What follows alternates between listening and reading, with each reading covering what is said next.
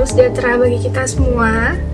Apa kabar hari ini? Kak Karen berdoa supaya kita semua dalam keadaan sehat dan dalam lindungan Tuhan tanpa kurang suatu apapun. Teman-teman, hari ini udah tepat berarti 1 bulan kita udah menjalani self-isolation atau karantina diri sendiri, atau hashtag di rumah aja, atau hashtag stay home. Udah 1 bulan tepat ya berarti ya. 1 bulan di rumah aja itu suatu itu suatu hal yang baru pertama kali kita semua lakuin pastinya kan. Kayak bener-bener 1 bulan gak kemana-mana, gak keluar rumah, cuma di rumah aja. Gimana teman-teman? Apakah teman-teman di rumah udah mulai bosan? Ada yang mungkin cewek-cewek mulai belajar masak, atau yang cowok-cowok bangun tidur terus push rank, atau ada yang movie marathon, atau kegiatan-kegiatan lainnya. Tapi pernah gak sih teman-teman pikirin, Tuhan, kenapa ya Tuhan izinin peristiwa ini terjadi buat satu dunia loh, bukan cuma buat Indonesia, bukan cuma untuk kota Jakarta, tapi bener-bener satu dunia. Kenapa Tuhan izinin hal ini bisa terjadi gitu? Banyak spekulasi yang muncul ya. Ada yang bilang kalau ini terjadi karena kita terlalu jahat sama bumi, keseringan buang sampah, keseringan nebang pohon. Mungkin ada benernya juga. Ada juga spekulasi lain yang bilang kalau misalnya ini adalah senjata biologis yang diciptakan oleh peneliti di Wuhan sana untuk sebenarnya untuk perang, tapi virusnya ini kesebar dan akhirnya jadi pandemik di dunia ini gitu. Ya, banyaklah pendapat orang kenapa hal ini bisa terjadi di dunia ini gitu kan. Nah, untuk mencari jawaban kenapa ini semua bisa terjadi, daripada kita baca berita-berita yang nggak tahu sumbernya apa, nggak jelas dan hanya menimbulkan ketakutan, mending kita back to Bible, kita baca Alkitab. Yuk kita sama-sama buka di Roma 8 ayat 28 sampai 30. Buka Alkitabnya di Roma 8 ayat 28 sampai 30. Kak Karen akan bacakan untuk kita semua. Kita tahu sekarang bahwa Allah turut bekerja dalam segala sesuatu untuk mendatangkan kebaikan bagi mereka yang mengasihi Dia, yaitu bagi mereka yang terpanggil sesuai dengan rencana Allah.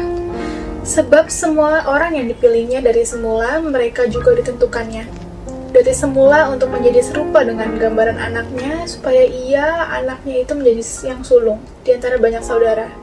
Dan mereka yang ditentukannya dari semula, mereka itu juga dipanggilnya, dan mereka yang dipanggilnya, mereka itu juga dibenarkannya. Dan mereka yang dibenarkannya, mereka itu juga dimuliakannya. Teman-teman, berdasarkan Alkitab yang tadi kita udah baca, Kak Karen mau ngambil tema judul sharing kita hari ini adalah Blessing in Disguise. Sekali lagi, tema kita hari ini adalah Blessing in Disguise. Apa itu Blessing in Disguise? Itu artinya adalah berkat yang terselubung. Untuk Blessing in Disguise ini, Kak Karen akan bagi 2 part. Yang pertama adalah part Tuhan, yang kedua adalah part kita. Jadi yang pertama adalah bagian Tuhan, yang kedua adalah bagian kita. Oke, kita bahas yang pertama dulu ya. Yang pertama adalah part Tuhan. Itu yang pertama yang harus kita pelajarin adalah janji Tuhan. Dimana janji Tuhan itu udah tertulis di Alkitab di Roma 8 ayat 28 yang tadi. Kita baca lagi bahwa Allah turut bekerja dalam segala sesuatu untuk mendatangkan kebaikan bagi yang mengasihi Dia. Jadi janji Tuhan adalah segala sesuatu yang terjadi di dunia ini itu untuk kebaikan. Oke, kita garis bawahin segala sesuatu yang terjadi di dunia ini adalah untuk kebaikan bagi mereka yang mengasihi Tuhan. Itu adalah janji Tuhan. Yang kedua, yang menjadi bagian Tuhan adalah keputusan Tuhan. Yang pertama, itu kita bisa tahu apa maksud dan tujuan Tuhan dari peristiwa yang terjadi dalam kehidupan kita. Langsung, jadi sooner or later gitu. Contohnya ya, waktu Kak Karen lagi mau nyetir, waktu itu Kak Karen ada pertemuan dan Kak Karen gak boleh telat. Kak Karen udah siap-siap pagi-pagi, Kak Karen udah hitung waktunya, gak akan telat gitu ya. Tapi pas Kak Karen mau nyetir mobil, ternyata bensin Kak Karen habis. Dan itu mengakibatkan Kak Karen harus delay sekian waktu. Kak Karen harus cari tempat isi bensin dulu. Sebenarnya itu kelihatannya kayak kenapa ya, kok apa yang Kak Karen mau kayaknya nggak kesampaian gitu. Kak Karen mau tepat waktu, tapi kenapa malah bensinnya habis, dan akhirnya Kak Karen harus ngulur sekian waktu untuk cari tempat bensin dulu, untuk isi bensin dulu gitu. Tapi ternyata pas Kak Karen naik tol, itu tolnya itu macet banget. Kak Karen kesel lagi kan, kenapa udah bensinnya habis, tolnya macet, akhirnya jadi harus telat gitu kan, padahal siap-siapnya tuh udah lumayan pagi gitu. Tapi ternyata kenapa itu macet adalah karena ada tabrakan beruntun yang harusnya terjadi itu pas Kak Karen lewat di tol itu. Jadi teman-teman bisa bayangin ya, kalau misalnya hari itu Kak Karen bensinnya nggak habis, itu yang jadi korban tabrakan adalah mobil Kak Karen dan Kak Karennya gitu. Kejadian yang dialami Kak Karen itu adalah salah satu contoh dari keputusan Tuhan yang pertama, dimana begitu kejadian gak lama kita langsung tahu apa maksud dan tujuan Tuhan. Tapi selain itu ada keputusan Tuhan yang kedua, dan ini juga nggak bisa kita hindari, bahwa kadang Tuhan memutuskan kita nggak akan tahu apa maksud dan tujuan Tuhan dari apa yang terjadi sampai kita nanti diangkat Tuhan ke surga, sampai kita di surga nanti dan semuanya itu baru clear gitu.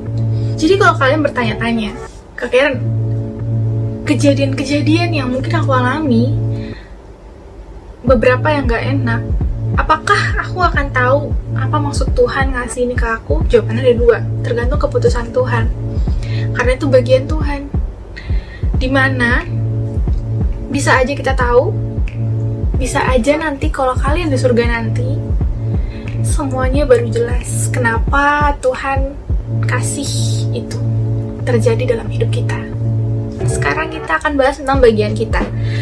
Oke, yang pertama, bagian kita yang pertama adalah bersyukur. Kita garis bawahin ya, kata ini namanya bersyukur. Coba kalian tarik nafas sekarang. Masih bisa kan? Teman-teman tahu? Orang-orang di luar sana ada yang tarik nafas aja nggak bisa. Kira mereka harus pakai satu alatnya gede, namanya ventilator. Ini ada gambarnya ya. Nah, alat ini itu kayak alat besar, kemudian dia ada selangnya. Selangnya itu dimasukin dalam mulut, nanti selangnya itu akan membantu orang itu untuk tarik nafas.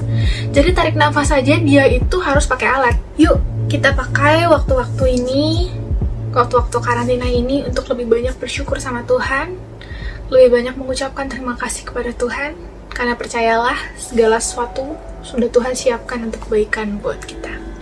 Akhir kata teman-teman, biarlah firman yang udah kita sharingin hari ini gak cuma masuk kuping kanan, keluar kuping kiri, atau masuk kuping kiri, keluar kuping kanan, tapi bisa bertumbuh dalam hati kita dan kita praktekkan dalam kehidupan kita sehari-hari. Sehingga hidup kita ini bisa menjadi berkat, bukan buat diri kita sendiri doang, tapi bisa buat orang-orang di sekitar kita juga. Sampai jumpa minggu depan teman-teman semuanya. Tuhan Yesus memberkati. God bless you.